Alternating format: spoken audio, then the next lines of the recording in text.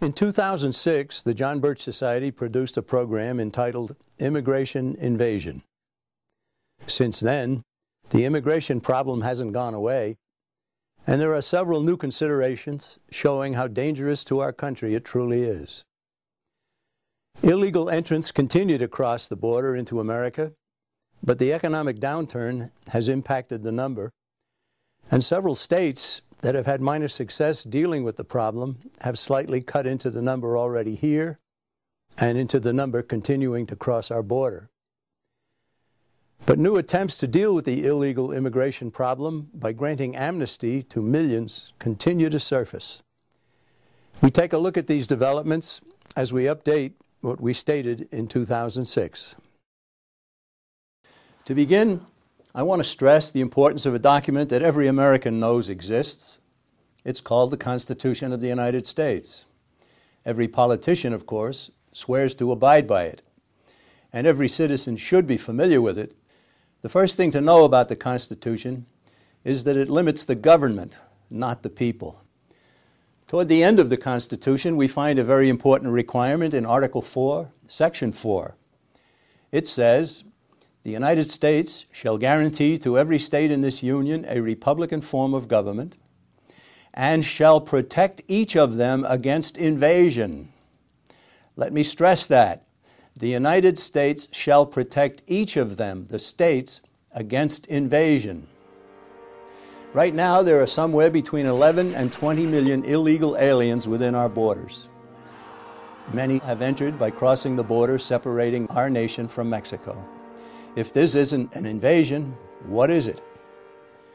Proponents of this mass movement of humans have certainly called it an invasion. Mexican commentator Carlos Loret de Mola celebrated this drastic demographic change in an article for Mexico's Excelsior magazine as far back as 1982. His article carried the title, "The Great Invasion, Mexico Recovers Its Own." Loret de Mola wrote, "A peaceful mass of people carries out slowly and patiently an unstoppable invasion, the most important in human history. It seems to be slowly returning the southwestern United States to the jurisdiction of Mexico without the firing of a single shot by means of a steady, spontaneous, and uninterrupted occupation." When these words were penned by Loret de Mola in 1982, illegal immigration from Mexico to our country was a mere trickle compared to the flood of illegal immigrants now pouring into the United States. The Constitution didn't specify that the states should be protected only against a military invasion. It directed the government of the United States to protect against invasion. And upwards of 11 million illegal entrants constitutes an invasion. The Mexican government has encouraged immigration to the United States, even publishing a how-to comic book that instructs poor and disadvantaged Mexicans the way to accomplish crossing into the United States. Once here, many of these illegal immigrants become propagandized into believing that several Western states referred to as Aztlan should be turned over to Mexico. During the 2001-2009 Bush administration, several proposals calling for comprehensive immigration reform were considered by Congress. Whenever the word comprehensive is used in an immigration bill, it should be understood to mean amnesty. But the amnesty proposal offered in 2006 failed.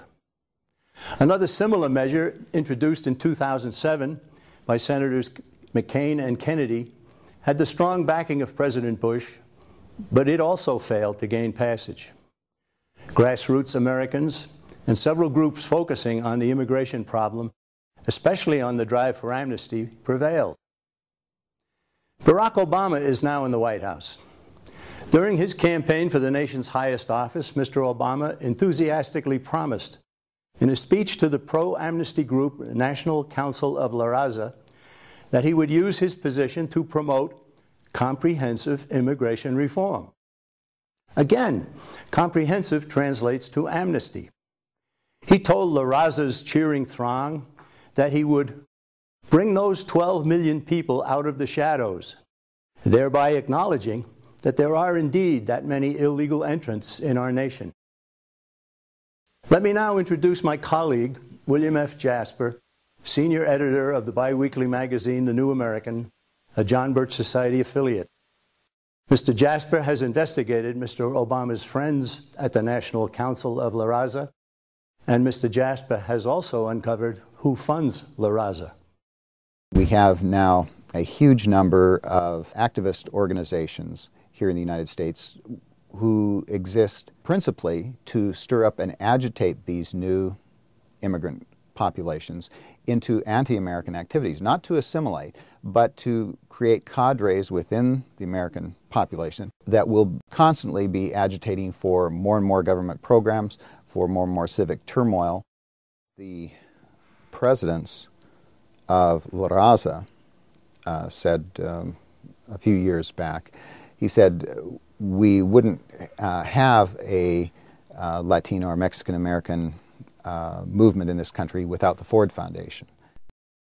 It was brought to the Ford Foundation's attention. Sometimes their trustees or presidents would say, oh gee, we didn't know about that, we didn't realize this. But then when you see that they have people on the board of directors of the Ford Foundations who are actually participants, activists in these organizations, and that they are then continuing year after year, decade after decade to fund these organizations, then you have to be willfully blind to continue to attribute this to ignorance. In late 2009 and early 2010, new comprehensive immigration reform bills were introduced in both the House and the Senate. Both bills immediately attracted a sizable number of co-sponsors. An even newer bill introduced in the Senate by Democrat Charles Schumer of New York and Republican Lindsey Graham of South Carolina is receiving significant attention. But a 2009 poll of 20,000 Americans taken by the respected Zogby firm showed that men and women in virtually all walks of life want enforcement of existing laws to solve the problem. They want the border protected. They want enforcement of laws prohibiting the hiring of illegal immigrants. And they don't want amnesty because they know that previous amnesties mandated by Congress led immediately to more border crossers. Almost all politicians, reporters, radio and television commentators, professors, and others customarily refer to the millions of invaders as undocumented workers, or guest workers, or job-seeking immigrants.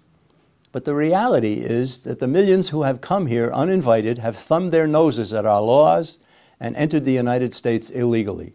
Their invasion has produced many serious consequences. The illegal immigrants have created enormous financial drains on states